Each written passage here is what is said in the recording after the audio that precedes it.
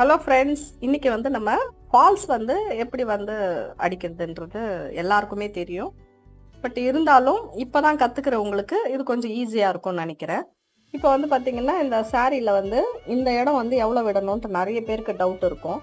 இது வந்து ஒரு ஸ்கேல் எடுத்துக்கோங்க. இந்த ஸ்கேல் எவ்வளவு தூரம் இருக்கோ அந்த தூரம் விட்டுட்டு, அப்படி உங்களுக்கு தெரியணும் இன்ச் டேப்ல எடுக்கணும்னாக்கா ஒரு 12 இன்ச்சஸ் வந்து விட்டுட்டு, அது பிறகு வந்து பாத்தீங்கன்னாக்கா கார்னர் பேஸ் பண்ணி நீங்க வந்து இப்படி வந்து ஸ்டிச் பண்ணிக்கணும்.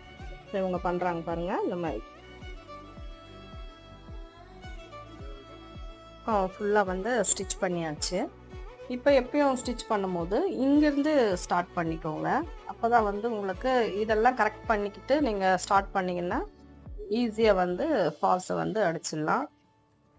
பார்த்தீங்கன்னா டெய்லரிங் தெரிஞ்சிருக்கலாம், பட் வந்து ஸ்டிச்சிங் தெரிஞ்சிருந்தாலே போதும். ஃபால்ஸ் வந்து அடிக்கிறது ரொம்பவே ஈஸி.